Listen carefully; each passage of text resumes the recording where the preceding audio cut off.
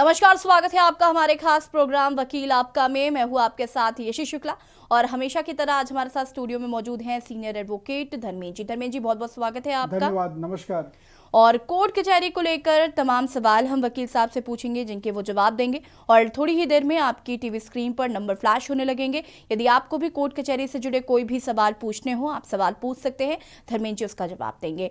और इसी चर्चा को आगे बढ़ाते हैं। पहला सवाल धर्मेंद्र जी आपसे कि 3 तलाक के मामले में क्या पूरे परिवार के खिलाफ मुकदमा चल सकता है?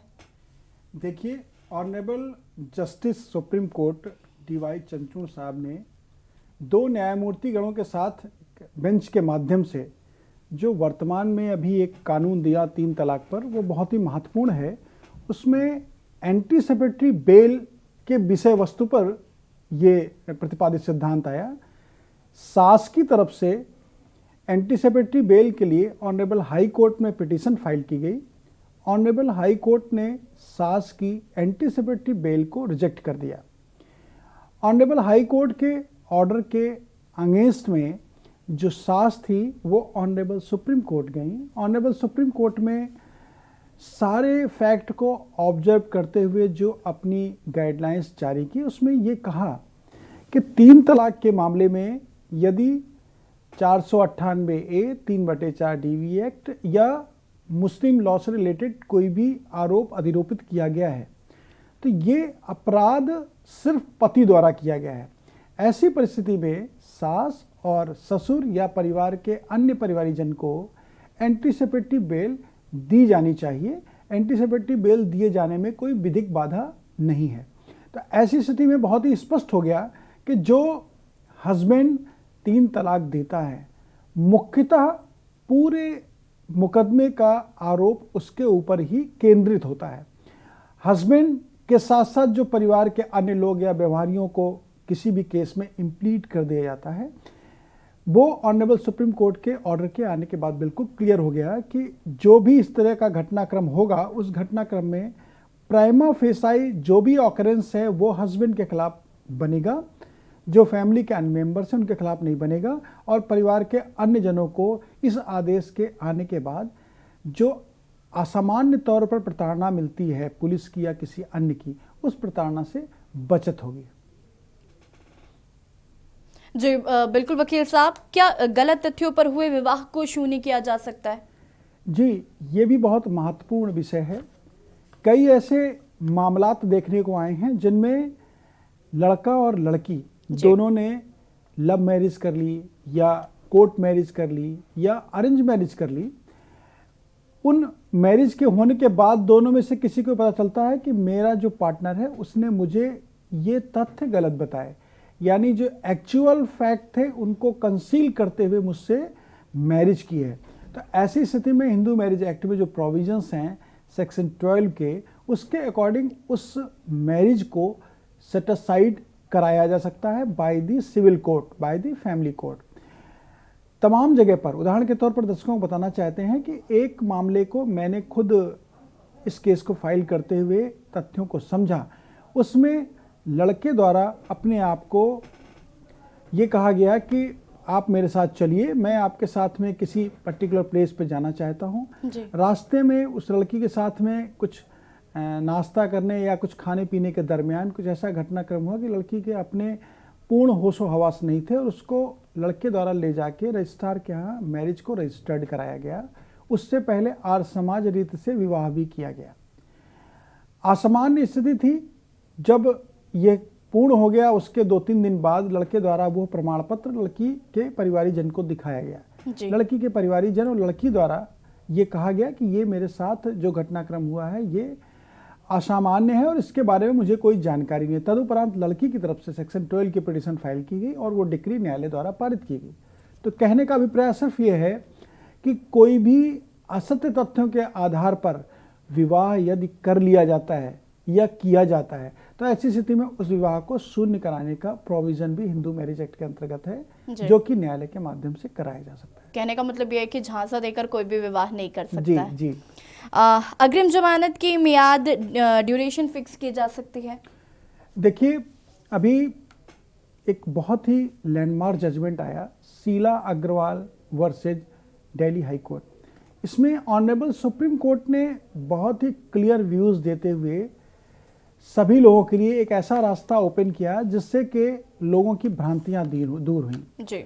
जो एंटीसिपेटरी बेल के प्रोविजंस हैं वो सीआरपीसी में सेक्शन 438 में है, 438 में है, जहां पे कोई भी नॉन बेलेबल ऑफेंस, अजमानती अपराध जिसमें व्यक्ति को यह आशान्वित हो कि मुझे पुलिस द्वारा गिरफ्तार किया सकता है या मुझे प्रताड़ित किया सकता है या मेरे खिलाफ कोई भी अभियोग पंजीकृत किया जा सकता है, तो ऐसी स्थिति में जो संभावना है या एफआईआर दर्ज हो गई है और उसमें एक्यूज ये चाहता है कि मैं न्यायालय के समक्ष हाजिर ना हूं, मेरे खिलाफ ये असत्य केस दर्ज कराया गया है, इसमें मुझको एंटीसिपेटरी यानी अग्रिम जमानत प्राप्त हो जाए, तो न्यायालय में ऑनरेबल डिस्ट्रिक्ट जज के समक्ष या ऑनरेबल हाई कोर्ट के समक्ष अपनी पिटीशन को फाइल करके वो एंटीसिपेटरी बेल ले सकते हैं। इस केस में, शीला अग्रवाल के केस में, ऑनरेबल सुप्रीम कोर्ट ने कहा कि एफआईआर दर्ज हुई तब भी एंटीसिपेटरी बेल ले सकते हैं, एफआईआर दर्ज नहीं हुई, संभावना है कि अरेस्टिंग हो सकती है, तब भी एंटीसिपेटरी बेल ले सकते हैं। इसके साथ ही साथ न्यायालय के समक्ष आरोप पत्र आने के बाद, चार्जशीट आने के बाद, यदि आरोप बनने और ट्रायल चलने के दरमियान भी एक्यूज को ऐसा लगता है कि उसको एंटीसिपेटरी बेल लेनी चाहिए, तो निश्चित रूप से जो प्रोविजंस हैं उसके अकॉर्डिंग किसी की अग्रिम जमानत को किसी भी मियाद के अंतर्गत संरक्षित नहीं किया सकता है, यानी उसको एक ड्यूरेशन के अंतर्गत फिक्स नहीं किया सकता है। केस दर्ज होने के बाद, चार्जशीट आने के बाद, ट्रायल चलने के दरमियान और जब प्रेजेंट होने की स्थिति हो ट्रायल में न्यायालय के समक्ष, तब तक एंटीसिपेटरी बेल का बेनिफिट हर एक्यूज को मिल सकता है। ऑनरेबल सुप्रीम कोर्ट के इस व्यू के आने के बाद बहुत सारे लोगों के मन में जो भ्रांतियां थी कि चार्जशीट आने के बाद में एंटीसिपेटरी बेल नहीं ली जा सकती है, वो बिल्कुल क्रिस्टल क्लियर हो गया। अब प्रतिपादित सिद्धांत के अनुसार हर व्यक्ति जो किसी केस में इम्प्लीट किया गया है वो ट्रायल के दरमियान भी अग्रिम जमानत का लाभ प्राप्त कर सकता है। जी, और हमारे साथ इसी बीच मेरठ से उमेश जैन जुड़ चुके हैं। उमेश जैन जी, अपना प्रश्न कर सकते हैं आप।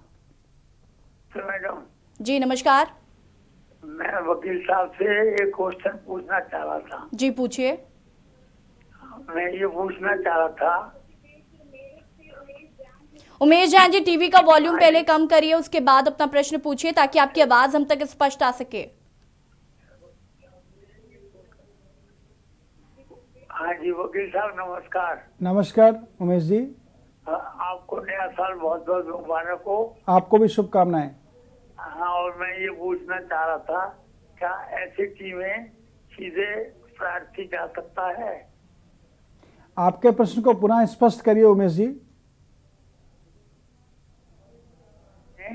उमेश जी आपका प्रश्न स्पष्ट करिए। हाँ, मैं ये पूछना चाह रहा था, स्टेट ट्रिब्यूनल अथॉरिटी में क्या कर्मचारी सीधे जा सकता है?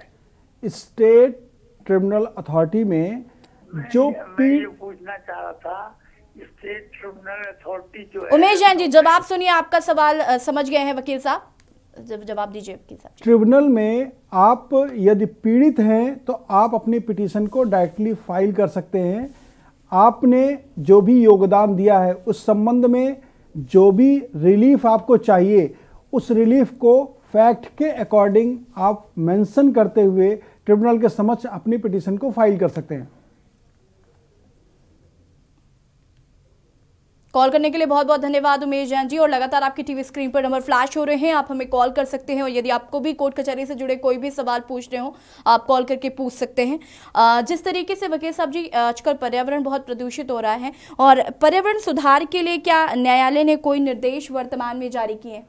देखिए, अलाम्बिका फार्मास्यूटिकल्स लिमिटेड एक फर्म है जिसके द्वारा ऑनरेबल सुप्रीम कोर्ट में अपनी याचिका को प्रस्तुत किया गया। ऑनरेबल सुप्रीम कोर्ट ने बहुत ही क्लियर गाइडलाइंस इस पिटीशन यानी इस याचिका के माध्यम से दी, जिसमें ऑनरेबल सुप्रीम कोर्ट ने कहा कि पर्यावरण की स्थिति दिन पर दिन बहुत खराब होती जा रही है। जो इन्वायरमेंट है उसमें कहीं ना कहीं जो पॉल्यूशन है, पॉल्यूशन प्रभावित कर रहा है लोगों की ज़िंदगी को। तो ऐसी स्थिति में कोई भी यूनिट जो पर्यावरण को प्रभावित करती है उसको पहले डिपार्टमेंट से अनापत्ति प्रमाण पत्र लेना आवश्यक है। उसके बाद ही वो किसी यूनिट को रन कर सकती है या किसी भी यूनिट के सर्वाइवल को वो आगे प्लान कर सकती है। आवश्यकता इस बात की है कि जो भी यूनिट रन हो रही है या रन होने जा रही है, यानी चल रही है या चलने जा रही है, उस यूनिट के माध्यम से कहीं पर्यावरण को गंभीर हानि होने नहीं जा रही है। इस बात की जांचोपरांत प्रमाण पत्र लेना अति आवश्यक है। यदि प्रमाण पत्र नहीं है तो ऐसी स्थिति में कोई भी फैक्ट्री, कोई भी संस्थान आगे चलना नहीं चाहिए। पर्यावरण की जो अनापत्ति की संस्कृति है वो अति आवश्यक है, जिससे लोगों के जीवन का संरक्षण हो सके। जी, और इसी बीच हमारे साथ कानपुर से अजीत जुड़ चुके हैं। अजीत, अपना प्रश्न कर सकते हैं आप। अजीत, अपना प्रश्न कर सकते हैं आप। अजीत, अपना प्रश्न कर सकते हैं आप। लगता है संपर्क नहीं हो पा रहा, आप हमें फिर से संपर्क कर सकते हैं। और हमारे साथ वंश गोपाल दिल्ली से जुड़ चुके हैं। वंश गोपाल जी, अपना प्रश्न कर सकते हैं आप। जी, मेरा प्रश्न ये है कि मैं एक जगह नौकरी कर रहा था तो अगर उसमें बीच में उनसे दिक्कत हुई है और उनके साथ ऐसा कुछ मेरा फ्रॉड नहीं हुआ था, तो क्या वो पैसा मेरे को कैसे मैं उन पे क्या एक्शन ले सकता हूँ? मेरे को अपनी सैलरी अभी एक चाहिए मेरे को। देखिए, आपके द्वारा चाहे वो प्राइवेट संस्थान हो, चाहे वो अर्धशासकीय विभाग हो, या कोई भी ऐसा संस्थान जहां पर आपके द्वारा योगदान दिया गया है, यानी आपके द्वारा सर्विस की गई है, आपके जितने दिनों की सर्विस है उतने दिनों का अकॉर्डिंग टू सर्विस रूल्स आपको सैलरी, आपके अदर बेनिफिट्स आपको मिलने चाहिए। यदि आपको उस विभाग द्वारा या उस कंपनी के मालिक द्वारा आपके दिए गए योगदान के एवज में भुगतान नहीं किया गया है तो आप एक साधारण सी नोटिस उनको दीजिए। उस नोटिस के माध्यम से आप अपने जितने दिन का योगदान है उतने दिन का सैलरी का जो अमाउंट है उसको वर्णित करते हुए उनसे देने का निवेदन करिए। यदि उनके द्वारा उस नोटिस को देने के बाद भी आपका जो भी योगदान की राशि है, यानी जो आपकी सैलरी है, वो सैलरी अगर आपको प्रोवाइड नहीं की जाती है तो आप उस नोटिस की मियाद के खत्म होने के बाद लेबर कोर्ट में उनके खिलाफ अपने रिलीफ के लिए प्रोसीड कर सकते हैं। आपकी जो भी रिलीफ है, यानी जो भी आपके सर्विस देने के दरमियान आपका भुगतान बनता है और आपको प्राप्त नहीं हुआ है, वो निश्चित रूप से कंपनी या डिपार्टमेंट को देने की जिम्मेदारी फिक्स होगी न्यायालय के आदेश के उपरांत। कॉल करने के लिए बहुत बहुत धन्यवाद। और हमारे साथ कानपुर से जानवी जुड़ चुकी हैं। जानवी, अपना प्रश्न कर सकती हैं आप। हेलो जी जानवी, अपना प्रश्न कर सकती हैं आप। हाँ, हमें सुना है कैसे हमारा मतलब ये चला है जल्दी। हाँ जी, हाँ नमस्ते सर।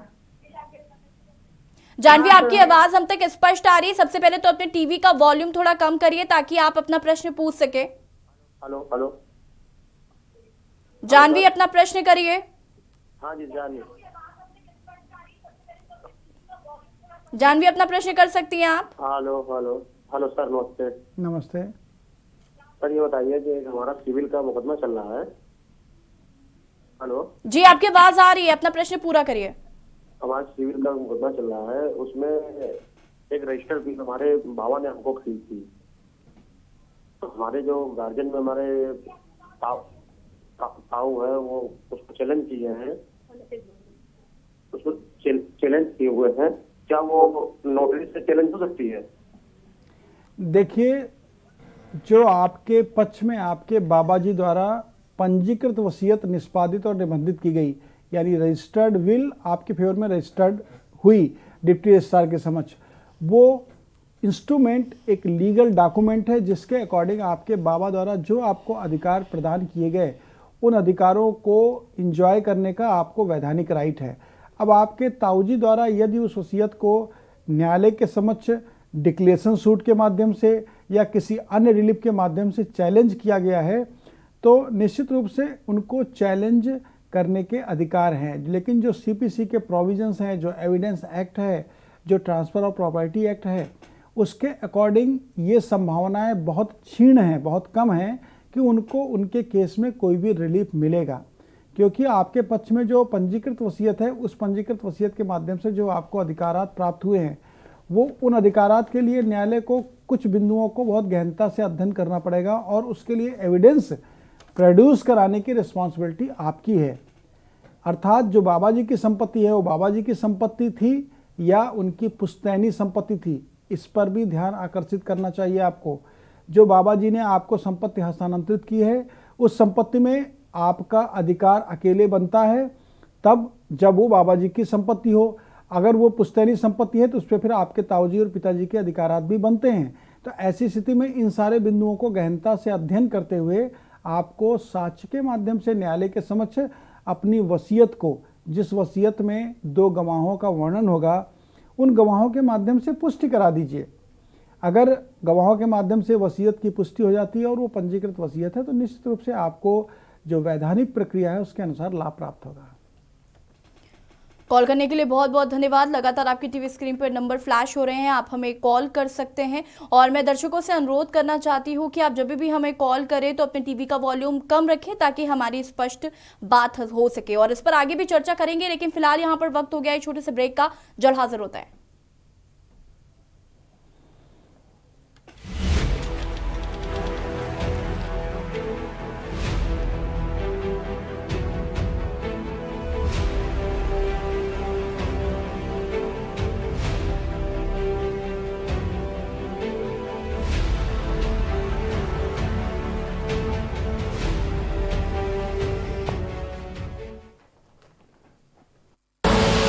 आप देख रहे हैं के न्यूज, खबरों का सारथी। खुदी को आजमाया है तो ये अंदाज आया है, खुदी को आजमाया है तो ये अंदाज आया है। तुम में भी मैं हूं, शुद्ध प्लस पान मसाला। विदिशा डिटर्जेंट की ओर से आप सबको happy new year. Happy new year. Vidisha detergent की ओर से आप सबको हैप्पी न्यू ईयर। आप देख रहे हैं के न्यूज, खबरों का सारथी।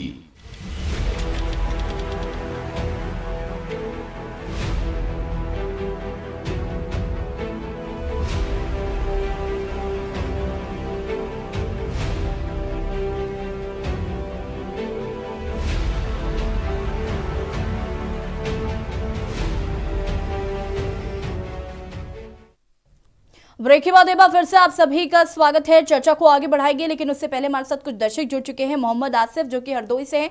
मोहम्मद आसिफ, आप अपना प्रश्न कर सकते हैं। आसिफ जी, अपना प्रश्न करिए। लगता है संपर्क टूट गया है, आप हमें फिर से संपर्क कर सकते हैं। हमारे साथ इंदौर से जितेंद्र जुड़ चुके हैं। जितेंद्र जी, अपना प्रश्न करिए। जितेंद्र, अपना प्रश्न करिए। जी, मेरा प्रश्न ये है। जी, आपको आवाज आ रही है मैडम? जी जितेंद्र जी, आपकी आवाज आ रही है, आप अपना प्रश्न पूरा कर सकते हैं। मेरा ये है कि मैं वन विभाग मध्य प्रदेश में होमगार्ड के पद पर भर्ती हुआ था, फिक्स पे 320 पर, लेकिन 1386 से पद विलुप्त हो गया और हम फॉरेस्ट गार्ड के पद पे हमको नियुक्त किया गया। लेकिन रिटायरमेंट के बाद हमको कूप गार्ड की पे नहीं जोड़ी गई, ना हमको पेंशन दी गई। देखिए, आपको जो वन विभाग है उसमें जिन शर्तों के अनुसार नौकरी में रखा गया और जो योगदान देने के लिए पद था उस पद को आपको दिया गया, ऐसी स्थिति में आपका जब वो पद विलुप्त हो गया तो जिस नए पद के लिए आपका समायोजन किया गया विभाग के द्वारा, वो समायोजन सर्विस रूल्स के अकॉर्डिंग हुआ है कि नहीं हुआ है, ये एक लीगल क्वेश्चन है, इसको आपको देखना जरूरी है। यदि सर्विस रूल्स के अकॉर्डिंग हुआ है तो पद के विलुप्त हो जाने से आपके नए पद पर आसीन होने पर कोई भी आपके सर्विस रूल, जो आपके पद पर आसीन होने की टर्म्स एंड कंडीशन थी, उस पर कोई प्रभाव नहीं पड़ता है। ऐसी स्थिति में आपको आपके जो देय है वो प्राप्त होने चाहिए। और उसके साथ ही साथ जो कॉन्सिक्वेंशियल बेनिफिट्स हैं आपके, वो रिटायरमेंट के बाद के और रिटायरमेंट के पहले के, वो भी आपको प्राप्त होना चाहिए विभाग की तरफ से। आप यदि विभाग के खिलाफ कानूनी कार्रवाई करते हैं, ऑनरेबल हाई कोर्ट के समक्ष पिटीशन फाइल करते हुए अपने रिलीफ को सीख करते हैं, तो मुझे ऐसा विश्वास है कि आपको रिलीफ न्यायालय के द्वारा प्राप्त होगा। कॉल करने के लिए बहुत बहुत धन्यवाद। हमारे साथ मोहम्मद आसिफ हरदोई से एक बार फिर जुड़ चुके हैं। आसिफ, अपना प्रश्न करिए। हमारा जो है हरदोई में मुकदमा चल रहा है पास्को एक्ट में जी, तो उसको जो है मतलब उसमें जो है गवाह आने हैं, तो मतलब कैसे क्या होगा? 376 है, 511, 364 ये धाराएं लगी हैं जी। देखिए, गवाह आने हैं तो इस बारे में मतलब बयान देंगे तो कैसे मतलब क्या होगा? देखिए, ऐसा है आपके खिलाफ जो क्रिमिनल केस का ट्रायल न्यायालय के समक्ष चल रहा है पॉक्सो एक्ट में, निश्चित रूप से उसमें एविडेंस के आने के बाद ही न्यायालय ट्रायल को डिसाइड करेगी। तो एविडेंस अगर आपके उसमें आ रहे हैं, क्योंकि 376 का मामला है, 376 आईपीसी का मामला है, तो प्रामा फेसाई जो इसमें पीड़िता है, उस पीड़िता के बयान बहुत महत्वपूर्ण हैं। पीड़िता के साथ साथ अन्य जो सर्कमस्टेंशियल एविडेंसेस हैं, उनके बयानों की भी बहुत महती आवश्यकता है न्यायालय के समक्ष। तो आपके केस में आपके एडवोकेट के माध्यम से डिफेंस प्रेजेंट करने के लिए, यानी आपका बचाव प्रस्तुत करने के लिए आपने सारे साक्ष्य संकलित कर रखे हैं, तो आप ट्रायल को जल्दी से जल्दी खत्म करने के लिए न्यायालय से निवेदन कर सकते हैं।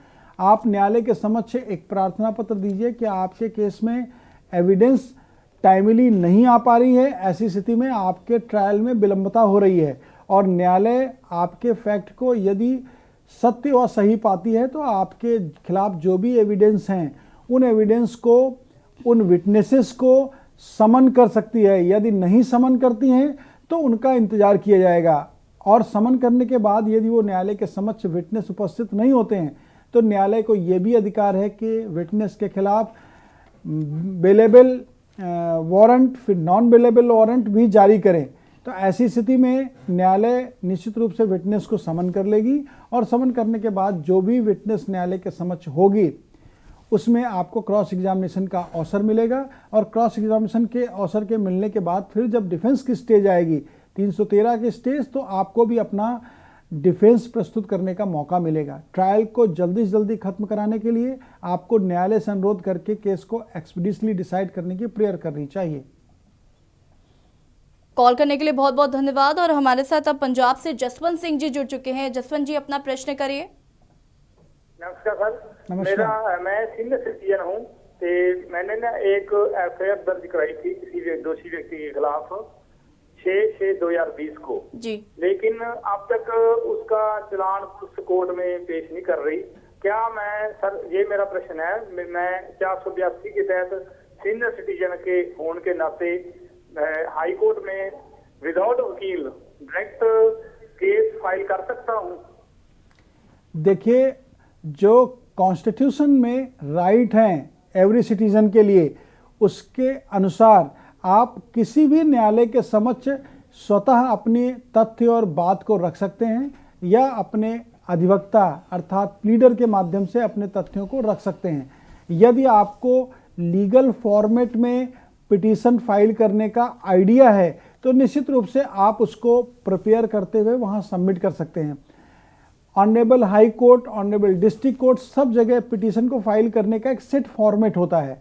सेट फॉर्मेट का अभिप्राय मेरा अभिप्राय ये है कि जो आपके तथ्य हैं, उन तथ्यों को किस प्रकार वर्णित किया जाना है, उनको कानूनी रूप से कैसे मजबूत करना है, ये आपके साथ जो आपके अधिवक्ता महोदय होंगे वो बेहतर समझते हैं। बावजूद इसके यदि आप स्वतः करना चाहते हैं कोई भी कार्रवाई न्यायालय के समक्ष प्रेजेंट होके, तो आपको न्यायालय की परमिशन लेके अपने तथ्यों को प्रस्तुत करना चाहिए राइटिंग में। न्यायालय आपके द्वारा प्रस्तुत किए गए तथ्यों को, जो आपने लिखित रूप से दिए हैं, उसको स्वीकार करते हुए विधियोचित आदेश पारित करेगी। साथ ही साथ आपने जैसा कि बताया, कोई एफआईआर दर्ज हुई और उसमें रिपोर्ट न्यायालय के समक्ष नहीं प्रेषित कर रहे हैं इन्वेस्टिगेशन ऑफिसर, तो आपको उसी न्यायालय में, जिस न्यायालय के क्षेत्राधिकार के अंदर उस थाने में एफआईआर दर्ज हुई है, आपको एक प्रार्थना पत्र देना चाहिए। उस प्रार्थना पत्र में आप न्यायालय से केस के प्रोग्रेस रिपोर्ट को समन करा सकते हैं, मंगवा सकते हैं। ऐसी स्थिति में न्यायालय यदि आपके केस की जो भी प्रगति आख्या है उसको यदि मंगा लेते हैं तो आपके केस के नेचर और उस केस में प्रोसीडिंग्स जो हुई हैं उसकी पूर्ण जानकारी आपको प्राप्त हो जाएगी। कॉल करने के लिए बहुत बहुत धन्यवाद। हमारे साथ राजेश फरीदाबाद से जुड़ चुके हैं। राजेश, अपना प्रश्न करिए। हेलो जी राजेश जी, अपना प्रश्न करिए और सबसे पहले अपनी टीवी का वॉल्यूम थोड़ा कम करें ताकि आपका प्रश्न स्पष्ट सुन सके हम। मैडम ऐसा है मैम, मेरे सेना में 28 साल नौकरी के हैं और मेरा कर्जी हो गया है। मेरे नायब सुबेदार का पेंशन मिलता है लेकिन मेरा रैंक सुबेदार का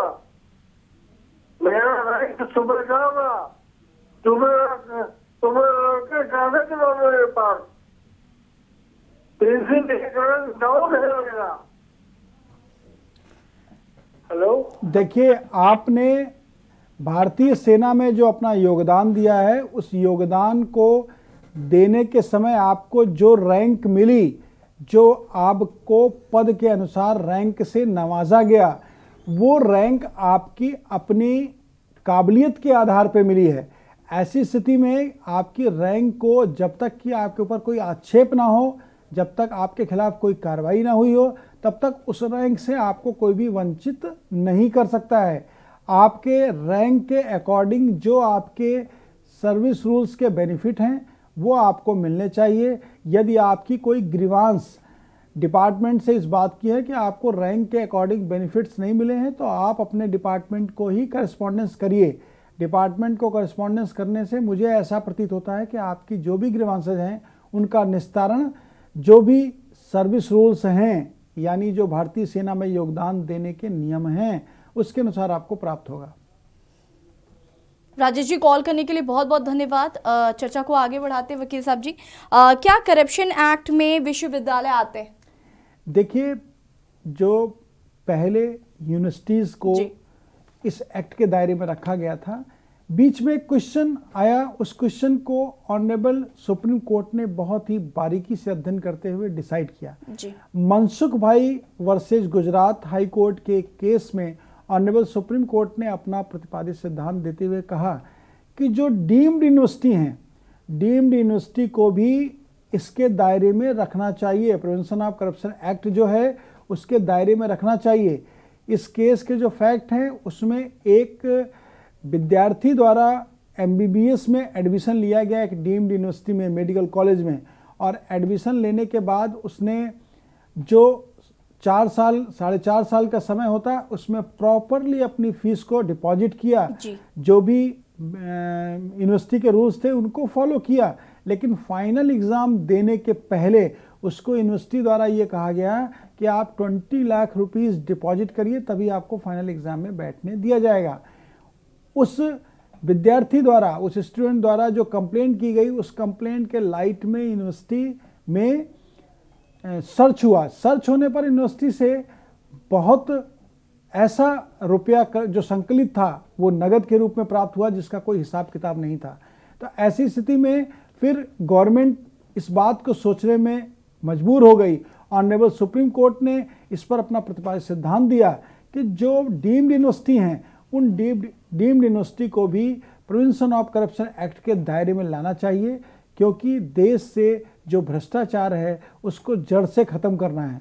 तो वो चाहे सरकारी विभाग हो या गैर सरकारी विभाग हो या सरकार द्वारा अनुदानित विभाग हो, निश्चित रूप से ये जो दायरा है करप्शन का, उसके लिए जो प्रोविजंस बने हुए हैं उस दायरे में आने के बाद इस तरह की स्थितियां नहीं आएंगी और छात्रों को सही तरीके से शिक्षण कार्य, जो शैक्षणिक कार्य होता है उसमें शिक्षा प्राप्त हो सकेगी और करप्शन से हर छात्र बचा रहेगा। जी बिल्कुल।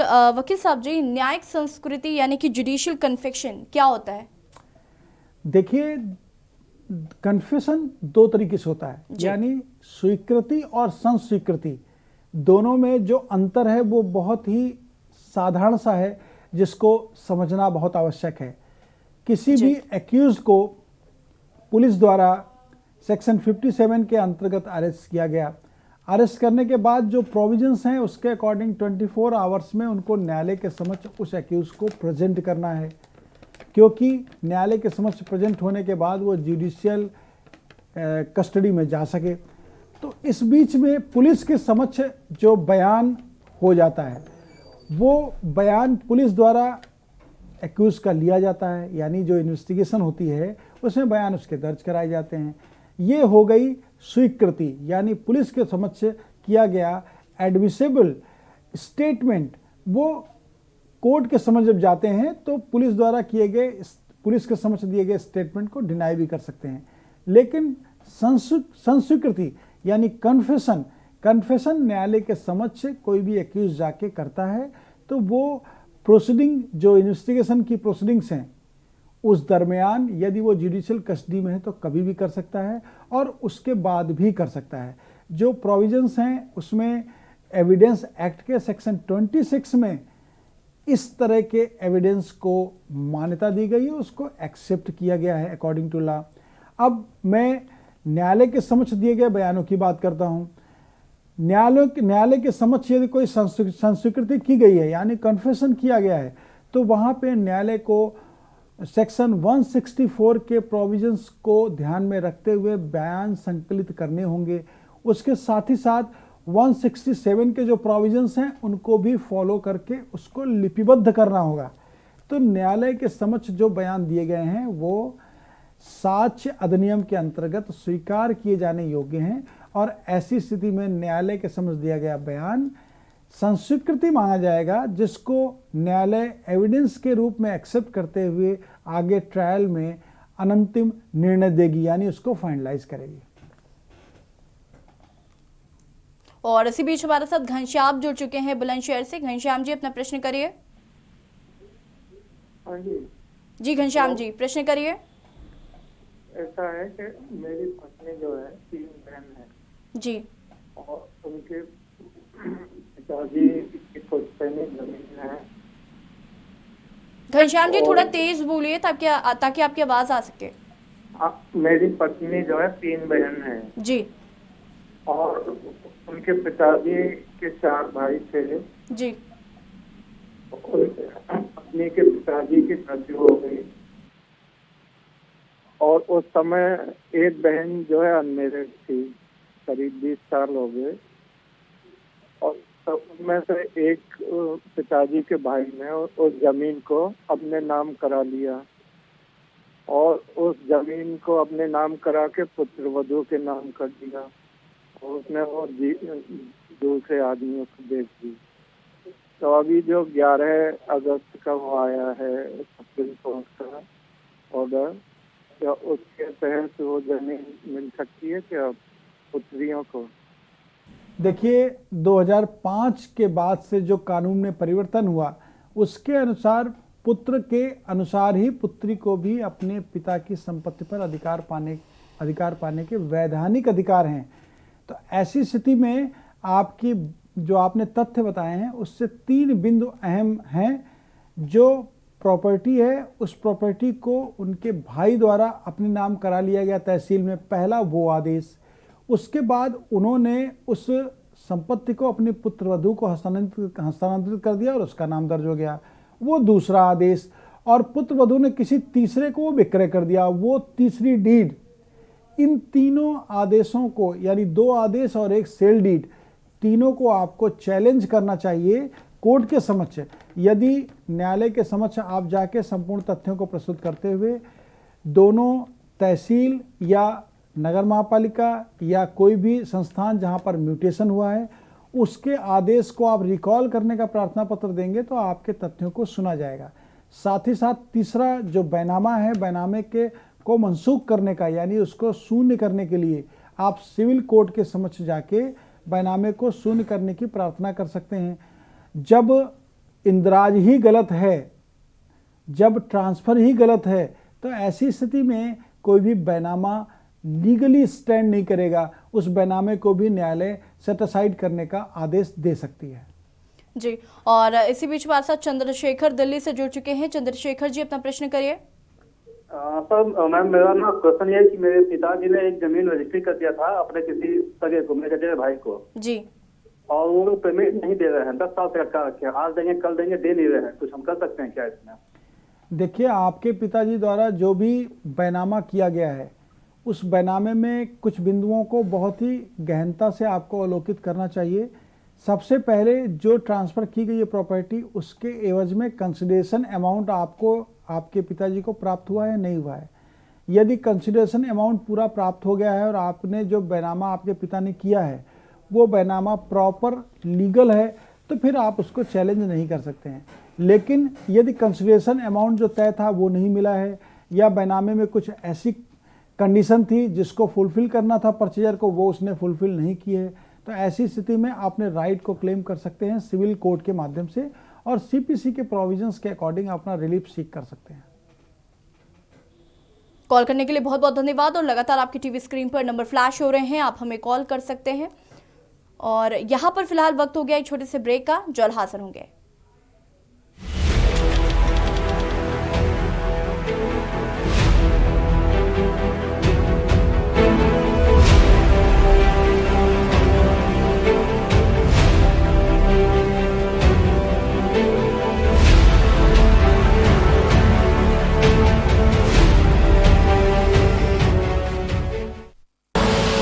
आप देख रहे हैं के न्यूज, खबरों का सारथी।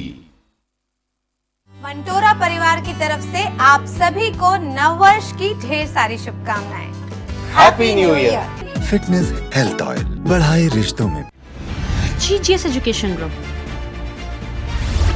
launches 20% discount on academic fee of courses MBA, BBA, BCA, BFSI and GM, D Pharma, B Pharma.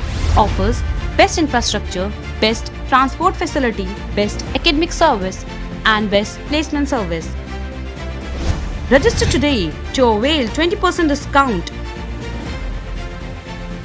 Call 9971 496 497 or visit the campus Kanpur Lucknow Highway near Unnao. GGS Education Group. Vidisha detergent की ओर से आप सबको happy new year. Happy new year. Vidisha detergent की ओर से आप सबको happy new year. आप देख रहे हैं के न्यूज, खबरों का सारथी।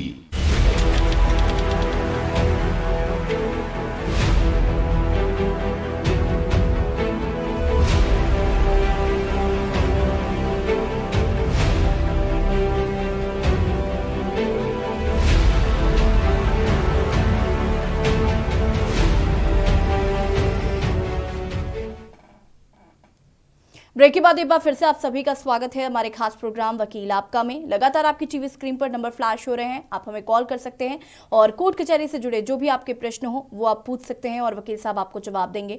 चर्चा को आगे बढ़ाते हैं वकील साहब जी, क्या स्टेटमेंट और कन्फेशन एक ही होते हैं? देखिए, स्टेटमेंट और कन्फेशन यानी स्वीकृत और संस्वीकृति दोनों में थोड़ा सा अंतर होता है। स्टेटमेंट जो दिए जाते हैं वो स्टेटमेंट न्यायालय के समक्ष ऑन ओथ दिए जाते हैं। जो प्रोविजंस हैं उसमें सेक्शन 17 से लेके 22A तक एडमिशन की बात की गई है, स्टेटमेंट की बात की गई है और उसके बाद कन्फेशन की बात की गई है सेक्शन 24 से लेके सेक्शन 30 तक। तो ऐसी स्थिति में जो स्टेटमेंट हैं वो ऑन ओथ दिए जाते हैं। वो स्टेटमेंट कोई तीसरा व्यक्ति भी दे सकता है न्यायालय के समक्ष, लेकिन जो कन्फेशन है, जो संस्वीकृति है, वो एक्यूज्ड द्वारा न्यायालय के समक्ष दी जा सकती है या किसी मुकदमे के पक्षकार द्वारा दी जा सकती है। न्यायालय के समक्ष जो स्वीकृति और संस्वीकृति में अंतर है वो इतना है कि स्टेटमेंट ऑन ओथ होता है और कन्फेशन स्वतः होता है, स्वतः व्यक्ति द्वारा अपने जुर्म को स्वीकार कर लिया गया न्यायालय के समक्ष। तो वो हो गई संस्वीकृति कि हमें अपने मुकदमे में अब कोई भी कार्रवाई नहीं चाहिए, जो मेरे खिलाफ अभियोग पंजीकृत हुआ है वो अभियोग मेरे खिलाफ सत्य और सही पंजीकृत हुआ है, मैं उस अभियोग के लिए जो भी दंड है न्यायालय का वो भुगतने को तैयार हूँ। ये हो गई संस्वीकृति। लेकिन यहाँ पे न्यायालय के समक्ष जो संस्वीकृति होगी उसके लिए जो वैधानिक नियम हैं उनको न्यायालय को पूर्ण करना होगा। अर्थात 164 के अंतर्गत जो भी बयान उनको लिपिबद्ध करते हुए 167 के प्रोविजंस या जो इसके साथ अन्य सेक्शन एसोसिएटेड हैं उनके अंतर्गत न्यायालय को प्रोसीडिंग्स करनी होगी। न्यायालय अगर संस्वीकृति को प्रॉपरली एक रिकॉर्ड में दर्ज करती है और उसके आधार पे आगे वो ट्रायल को डिसाइड करती है तो ये एक लीगल फॉर्मेट है। इसी प्रकार स्टेटमेंट जब न्यायालय के समक्ष कोई दिया जाता है तो वो स्टेटमेंट केस के जो पार्टीज हैं केस में वो दे सकती हैं या उसके साथ साथ जो अदर एविडेंस हैं यानी जो अदर विटनेस हैं वो भी आके न्यायालय के समक्ष अपना स्टेटमेंट ऑन ओथ दर्ज करा सकते हैं, यानी अपना बयान ओथ के शपथ पूर्वक दर्ज करा सकते हैं। इस बयान को भी न्यायालय एविडेंस के रूप में एक्सेप्ट करती है और आगे ट्रायल का जो न्याय निर्णय होता है इन दोनों स्थितियों में अलग अलग तरीके से न्यायालय द्वारा किया जाता है। चर्चा आगे करेंगे लेकिन उससे पहले आपको गोरखपुर ले चलते हैं जहां पर मुख्यमंत्री योगी आदित्यनाथ क्या कुछ कह रहे हैं, सुन लेते हैं। उपाध्यक्ष श्री अश्विनी त्रिपाठी जी, क्षेत्रीय महामंत्री श्री प्रदीप शुक्ल जी,